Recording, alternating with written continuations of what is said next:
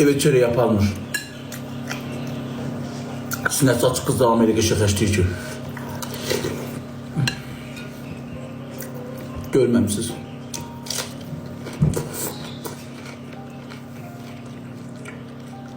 Ne oğlum ha?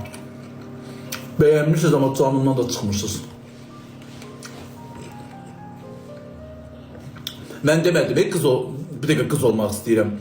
Dedim ki eğer gelin olsaydım qaynanam benim başımdan içerdi. Kişiliğimle bu işleri görürümsə, bu ev işleri idare edirəmsə kişiliğimle, tek canımla. Bir tane qonşu deyiləm, bir tane mənim baxanım yok, qohum yok. Kimse gəlmə atı yok, yeri təmizləmir. Bu kişiliğimle bunları eləyirəmsə, pişirib yığıramsa, yani qadın olsaydım indi başka bir şeydi de. Ben ərə gidip oturacaktım ər evində. Mənim gözüm yükseklərdə olmayacaqdı. Abırlı, həyalı, namuslu, qeyrətmən oturup doğup oturacaktım orada. 2 sənədə doğup oturacaktım orada. Ədəbimlə, namusumla. Geyimimdəki ömür boyu sərgəli buradan giyinəcəkdim. Heç buranın arasını çöldə də qoymayacaqdım. Yancılar var, buraların aralarını qoyur çöldə. Mən deyib, baba buradan giyinib oturacaktım evimdə. Ərimi gözləyəcəkdim ki, ərim ha vaxt gəlir evə, çayın, vanını da gətirib yağın yuyacaqdım. Ben heyet gelme olasaydım.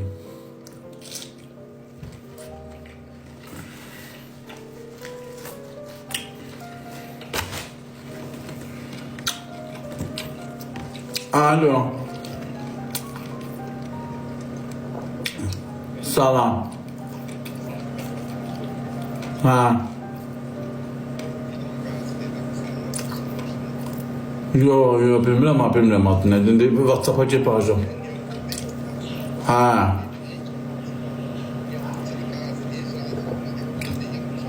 Gazi değil. Hakkı. Koy görevden göre maaş şeyini atacaktı. Koy şeyini atsın. Bakın. Yo senedi mən demişim. Senedini atsın.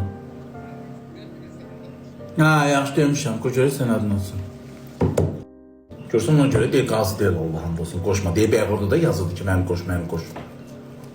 Gəl ondan deyil, resept göstərəcək. Neyirəm resepti?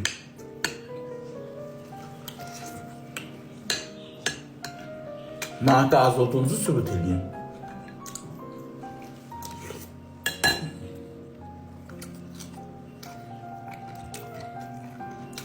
Şeyləri vəsiqəsini dedim.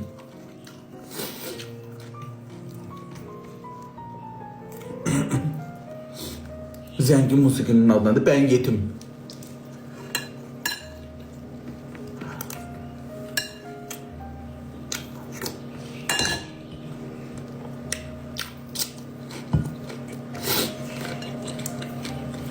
Buna da speed'in burnum sulandı.